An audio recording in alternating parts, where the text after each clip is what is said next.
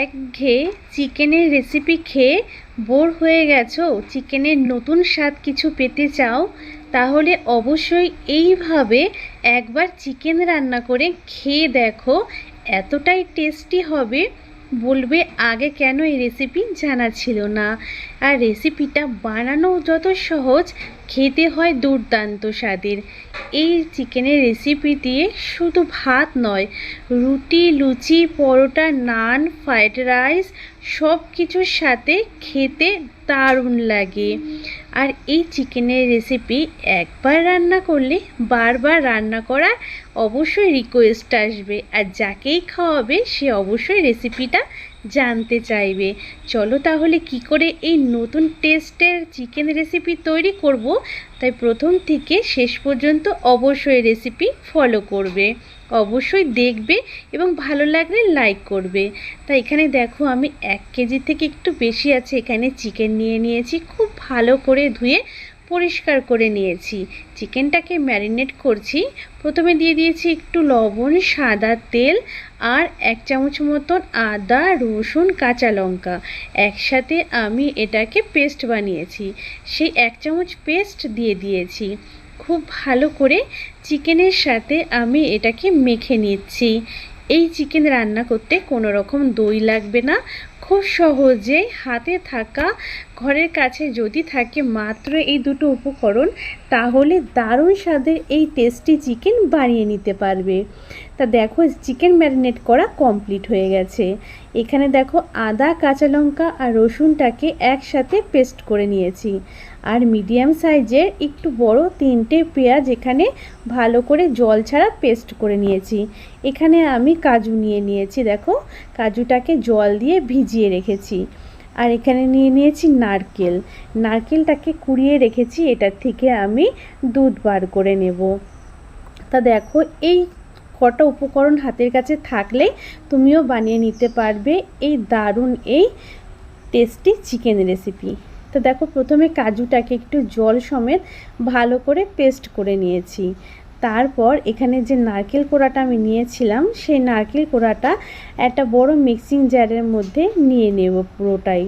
তাই এমনিও কিন্তু তোমরা হাতে চিপে এটার থেকে দুধ বার করে নিতে পারো, তবে কিন্তু যদি মিক্সিতে একটু পেস্ট করে নেওয়া হয় তাহলে আরেকটু বেশি কিন্তু এখানে আমরা দুধটা পাবো। তাই জল দিয়ে ভালো করে পেস্ট করে নিয়েছি আমি, দেখো এখানে। এবার এটাকে কিন্তু আমি ছেঁকে নেব। তাই এখানে বড় একটা বাটি নিয়েছি আর একটা ছাঁকনি বসিয়ে দিলাম এখানে। এবার পুরো পেস্ট নারকেলে এখানে ঢেলে দিচ্ছি। এবার আমি চামচ দিয়ে দেখো এইভাবে একটুখানি হালকা হালকা প্রেসার দিলে নিচে কিন্তু খুব সুন্দর দুধটা জমা হয়ে যাবে। তা দেখো নারকেলের দুধ এইভাবে আমি পুরোটাই বার করে নিচ্ছি। আর এক্সট্রা করে কোনো জল দেওয়ার প্রয়োজন পড়বে না এই চিকেন রেসিপি তৈরি করতে। এই নারকেলের দুধ দিয়ে আজকে তৈরি করব, আর খেতে বন্ধুরা দারুণ টেস্টি হয়। তোমরা যদি কখনো এরকম চিকেন রেসিপি বানিয়ে না খেয়ে থাকো, অবশ্যই একবার হলে বানিয়ে খেও। তা এখানে আমার সব কিছু মিক্সি করা কমপ্লিট। প্রথমে গ্যাসের ওপর একটা কড়াই বসিয়ে দিয়েছি, কড়াই খুব ভালো করে গরম করে নিয়ে দেখো এখানে 2 টুকরো দারচিনি, 3টে এলাচ, 3টে লবঙ্গ প্রথমে একটু হালকা করে ভেজে নিয়েছি। তারপরে এখানে আমি দিয়ে দিয়েছি ছোটো চামচের 1 চামচ পরিমাণ গোটা জিরে, গোটা ধনিয়া। এবার মশলাগুলোকে একটু ভেজে নিয়েছি। এই ভাজা মশলাটা আমি নামিয়ে রেখে দিলাম, পরে গুঁড়ো করে নেব। এরপর কড়াইতে দিয়ে দিয়েছি সাদা তেল। এই চিকেন রেসিপিটা একটু দেখতে সাদাই থাকে, তাই সর্ষের তেলের বদলে সাদা তেল দিয়ে রান্না করলে খুব ভালো হয়। তা দেখো এখানে তেলটা গরম হয়ে যাবার পর দিয়ে দিয়েছি ফোড়নে 2টো শুকনো লঙ্কা, একটু বড় সাইজের দারচিনি একটা টুকরো, একটা এলাচ, 2টো লবঙ্গ আর একটা তেজপাতা আর সামান্য একটু গোটা জিরে। এই ফোড়নের থেকে যখন সুন্দর একটা গন্ধ বেরোতে শুরু করবে, তারপরে আমি এখানে দিয়ে দিচ্ছি পেঁয়াজ বাটাটা। যে পেঁয়াজটা আগেই আমি পেস্ট করে রেখেছিলাম, সেই পেঁয়াজ বাটা এখানে দিয়ে দিয়েছি। খুব ভালো করে পেঁয়াজ বাটাটাকে এবার আমি একটু ভেজে নেব, কারণ পেঁয়াজের মধ্যে তো একটা কাঁচা গন্ধ থেকেই যায়। তাই পেঁয়াজটাকে 2-3 মিনিট একটু হাই ফ্লেমে ভালো করে নেড়ে চেড়ে এর যে একটা কাঁচা গন্ধ আছে যতক্ষণ না যাচ্ছে একটু নেড়ে নিচ্ছি। আর দেখবে পেঁয়াজটা যখন একটু ভাজা হবে নিজে থেকেই খুব সুন্দর একটা গন্ধ বেরোবে। তাই পেঁয়াজটাকে অবশ্যই 2-3 মিনিট একটু হাই ফ্লেমে নেড়ে চেড়ে ভেজে নিয়েছি। তারপরে পেঁয়াজটা ভাজা হয়ে গেছে, এখানে যে আদা কাঁচা লঙ্কা রসুনটা আমি একসাথে পেস্ট করেছিলাম সেই পেস্ট এখানে দিয়ে দিয়েছি। এই চিকেনের রেসিপিটা খুব বেশি কিন্তু লাল হবে না, যার কারণে এখানে কাঁচা লঙ্কা ব্যবহার করেছি।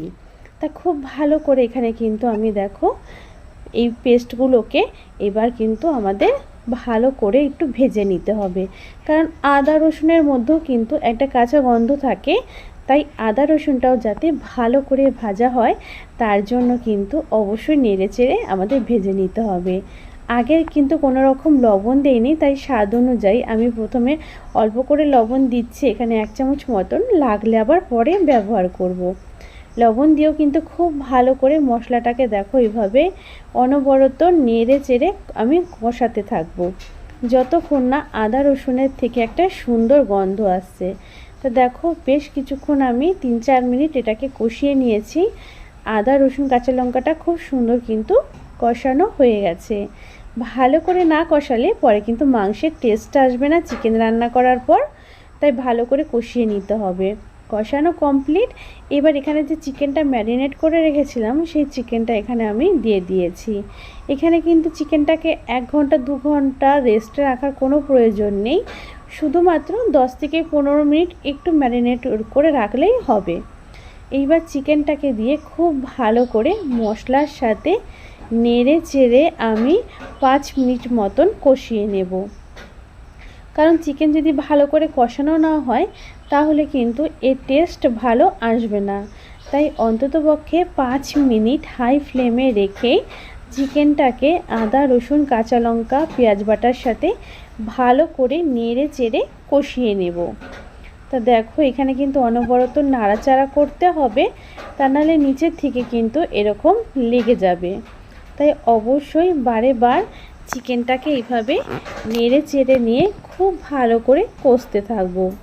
আর এই রান্নাতে কিন্তু হলুদ ব্যবহার করব না, কারণ হলুদ ব্যবহার করলে এই যে একটা রঙটা যে সুন্দর একটা রঙ হয় সেই রঙটা কিন্তু হবে না, হোয়াইট থাকবে। তার এর জন্য খুব ভালো মতন রঙটা থাকার জন্যই এখানে কিন্তু কোনো রকম হলুদের ব্যবহার করব না। তাই রঙটা সাদা রাখার জন্যই এখানে এইভাবে কিন্তু আমাদের কষিয়ে নিতে হবে। আর অবশ্যই সাদা তেলেই রান্নাটা আমাদের করে নিতে হবে। তো দেখো কথা বলতে বলতে কিন্তু আমি বেশ কিছুক্ষণ ধরে কিন্তু 5 মিনিট মতন এই চিকেনটাকে অনবরত নেড়ে চেড়ে কিন্তু কষিয়ে নিচ্ছি। খুব ভালো করে দেখো চিকেনটাকে কষিয়ে নিয়েছি। এবার এখানে সামান্য একটু হাফ চামচের থেকেও কম পরিমাণ দিয়ে দিলাম কাশ্মীরি লাল লঙ্কার গুঁড়ো, এতে চিকেনের রঙটা খুব সুন্দর আসবে। এখানে কিন্তু কোনো রকম হলুদ ব্যবহার করব না, তাই সুন্দর একটা রং যাতে আসে তার জন্য একটু কাশ্মীরি লাল লঙ্কার গুঁড়ো ব্যবহার করেছি। আর ঝালের জন্য তো আমি কাঁচা লঙ্কা বাটা দিয়েছি। রেড চিলি পাউডারটা খুব বেশি ব্যবহার করবে না, তাহলে কি হবে এখানে চিকেনের যে একটা সুন্দর রং আসবে সেটা কিন্তু ভালো হবে না। তাই অবশ্যই কাঁচা লঙ্কা বাটাটা দিয়েই কিন্তু এখানে রান্না করবে। তা দেখো এখানে কাশ্মীরি লাল লঙ্কার গুঁড়ো দিয়েও কিন্তু খুব ভালো করে আমি নেড়ে চেড়ে সমস্ত চিকেনের সাথে মিশিয়ে নিয়েছি। এবার যেটা করব, এখানে যে কাজু বাদাম বাটাটা আগের থেকে রেডি করে রেখেছিলাম সেই কাজু বাদাম বাটাটা এখানে দিয়ে দিয়েছি। এবার খুব ভালো করে নেড়ে চেড়ে কাজু বাদাম বাটাটাকে চিকেনের সাথে মিশিয়ে নিতে হবে। কাজু বাদাম বাটা দেওয়ার সাথে সাথে কিন্তু আমাদের ভালো মতন অনবরত নাড়াচাড়া করতে হবে, তা না হলে কিন্তু এটা নিচের থেকে লেগে যেতে পারে। আর কোনো মতেই যাতে নিচের থেকে লেগে না যায় তার জন্যই অনবরত নেড়ে চেড়ে কাজু বাদাম বাটা দিয়ে খুব ভালো করে চিকেনটাকে 2-1 মিনিট নেড়ে চেড়ে একটু কষিয়ে নেব। এতে কি হবে চিকেনটা দারুণ টেস্টি তৈরি হবে। আর কাজু বাদাম বাটাটা কিন্তু একটু গাঢ় টাইপের হয়, আঠালো ভাব থাকে, তাই নিচে থেকে লেগে যাওয়ার খুব চান্স থাকে। তাই অবশ্যই ভালো করে নেড়ে চেড়ে নিতে হবে। তো দেখো কাজু বাদাম বাটা দিয়ে আমি কিন্তু নেড়ে চেড়ে নিয়েছি ভালো করে। এবার দিয়ে দিচ্ছি নারকেলের দুধ। যে নারকেলের দুধটা আগে থেকে রেডি করে রেখেছিলাম সেই নারকেলের দুধ এখানে দিয়ে দিয়েছি। এক্সট্রা করে আর কোনো রকম জল দেব না, এই জলেই কিন্তু পুরো চিকেনটা খুব সুন্দর সেদ্ধ হবে আর রান্নাটাও কমপ্লিট হয়ে যাবে। তা দেখো এবার খুব ভালো করে চিকেনের সাথে নেড়ে চেড়ে কিন্তু মিশিয়ে নিচ্ছি নারকেলের দুধটাকে। এই রান্নাটা কিন্তু এবার আমরা হাই ফ্লেমে না, ঢাকা দিয়ে লো টু মিডিয়ামের মাঝামাঝি রেখে রান্না করব। কারণ এখানে খুব বেশি করে আমরা এখানে জল কিন্তু কিছুই দিচ্ছি না, যেটুকু নারকেলের দুধ হয়েছিল সেটুকু দিয়েই তৈরি করব। তাই অবশ্যই গ্যাসের ফ্লেমটাকে একদম কমিয়ে ঢাকা দিয়ে এটাকে আমরা চিকেনটাকে ভালো করে সেদ্ধ করে নেব। তা দেখো আমি এখানে প্রায় 5 থেকে 7 মিনিট পর ঢাকা খুলে নিয়ে একবার খুব ভালো করে নেড়ে চেড়ে নিলাম। অনেক সময় নিচের থেকে কিন্তু একটু লেগে যায়, তাই অবশ্যই খেয়াল রাখবে। আর এদিকে চিকেনও কিন্তু খুব সুন্দর সেদ্ধ হয়ে গেছে। আর যেই ভাজা মশলাটা আগে থেকে করে রেখেছিলাম সেই ভাজা মশলা এখানে দিয়ে দিলাম। ভাজা মশলাটা দিয়ে খুব ভালো করে আমাদের চিকেন এবং গ্রেভির সাথে নেড়ে চেড়ে ভালো করে মিশিয়ে নিতে হবে। খুব ভালো করে নেড়ে চেড়ে কিন্তু মশলাটাকে মিশিয়ে নিয়েছি। আবারও কিন্তু এটাকে আমাদের ঢাকা দিয়েই কিন্তু রান্না করতে হবে। এবার তোমরা যে যেরকম গ্রেভিটা রাখতে চাও সেই বুঝে এখানে গ্রেভিটা অবশ্যই রাখবে। যেহেতু আমি ভাত খাওয়ার জন্য এটা তৈরি করছি তাই আমি গ্রেভিটা একটু বেশি রাখবো। যদি তোমরা ফ্রায়েড রাইস, এই লুচি, নান এগুলোর সাথে খেতে চাও তাহলে গ্রেভির পরিমাণটা একটু কমিয়ে নেবে। তা দেখো ঢাকা দিয়ে রান্না করেছিলাম, ঢাকা খুলে নিয়েছি, আবার কত সুন্দর কালার চলে এসেছে।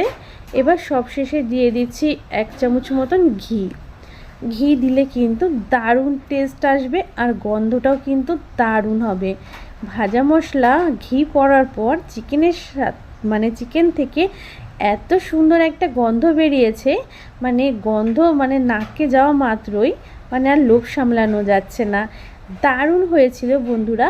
এটাকে আমি ঢাকা দিয়ে এবার কিছুক্ষণ স্ট্যান্ডিং টাইমে রেখে তারপর দেখো এখানে সার্ভ করে নিচ্ছি। যেহেতু আমি চিকেনটাকে কালো প্লেটের মধ্যে সার্ভ করে নিয়েছি তাই হয়তো রঙটা খুব ভালো বোঝা যাচ্ছে না, কিন্তু এটাকে যদি সাদা প্লেটে এখানে সার্ভ করা যায় এর কালার কিন্তু দারুণ এসেছে বন্ধুরা। আর দেখেছো কতটা দারুণ লোভনীয় তৈরি হয়েছে চিকেনটা। তোমাদের কাছে কতটা লোভনীয় বা কতটা ভালো লেগেছে অবশ্যই কিন্তু আমাকে কমেন্ট করে জানাবে। তোমাদের কমেন্টের আশায় রইলাম। তোমাদের কমেন্ট পেলে কিন্তু আরও নতুন নতুন রেসিপি বানানোর জন্য আগ্রহ অনেকটাই বেড়ে যায়। প্লিজ কমেন্ট করো, ভালো লাগলেও কমেন্ট করো, আর যদি কোনো কিছু খারাপ লেগে থাকে সেটাও কমেন্ট করে অবশ্যই জানাবে। সেইভাবেই আমি আবারও নতুন রেসিপি তৈরি করব আর সেই ভুলগুলোকে শুধরেও নিতে পারবো। তাই রেসিপি যদি আজকের ভালো লেগে থাকে প্লিজ একটা লাইক করে দিও। রেসিপিটা নিজেদের বন্ধু, ফ্যামিলি, বন্ধুর মাঝে একটু বেশি করে শেয়ার করে দেওয়ার অনুরোধ রইল। নতুন বন্ধু হলে চ্যানেলটা সাবস্ক্রাইব করে বেল বাটনটা অল করে রেখো।